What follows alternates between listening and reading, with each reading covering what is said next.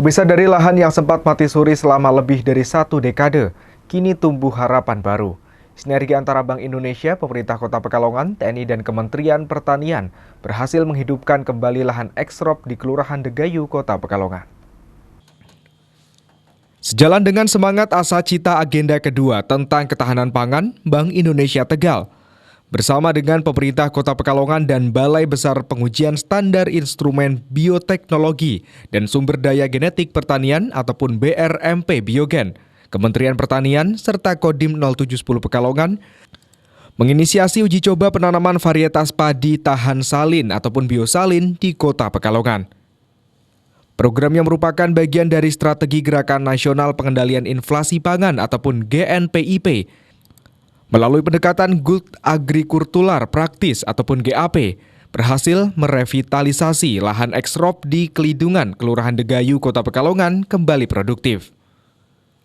Lahan seluas 1,5 hektar berhasil dilakukan panen perdana pada jenis biosalin, dengan menghasilkan biosalin jenis 1 sebesar 5.568 ton per hektar, sedangkan biosalin 2 sebesar 5.472 ton per hektar.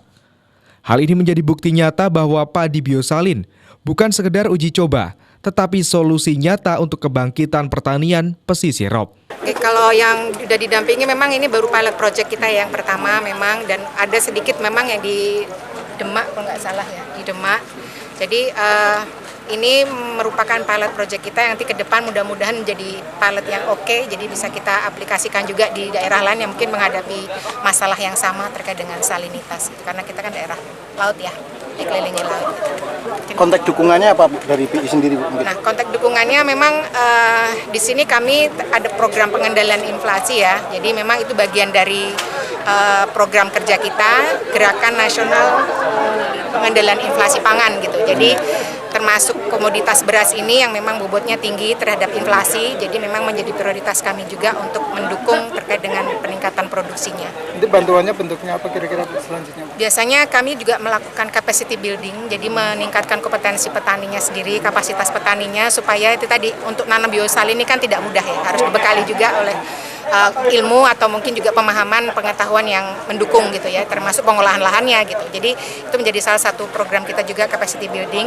Ada juga kita memang koordinasi dengan pemerintah daerah khususnya gitu, dan melibatkan pihak-pihak stakeholder yang mungkin memang memiliki perhatian yang sama terhadap ini. Jadi kita gandeng lah istilahnya, ngomporin gitu ya, ngomporin pihak-pihak yang memang bisa mendukung kita ke depan. Program revitalisasi ini dilatar belakangi oleh kondisi adanya 95 hektar lahan pertanian di pesisir Kota Pekalongan yang tidak lagi dapat ditanami sejak 10 tahun terakhir akibat rob yang berkepanjangan. Setelah pembangunan tanggul laut dan bendung gerak oleh pemerintah Kota Pekalongan pada tahun 2023, sebagian besar lahan berhasil dibebaskan dari genangan, namun masih menyisakan tantangan berupa tingkat salinitas tinggi, sehingga tidak ideal untuk difungsikan sebagai lahan pertanian produktif. Dapat informasi dari Dinas Pertanian juga, kalau di daerah lain itu nggak hanya sekali penanaman, lebih dari 3 kali penanaman baru berhasil. Alhamdulillah di sini 1 kali penanaman, kemudian kita sudah lihat hasilnya di lahan 15 hektar ini yang demplotnya tadinya hanya 1,5 hektar. Dan ini memang panen perdana ini nanti kita akan lihat konsistensinya. Kalau sudah panen ketiga, nanti dia bisa ditanami dari varietas lain bukan biosalin lagi. Jadi petani akan lebih mandiri dari sini. Romi Suwarto, Batik TV melaporkan.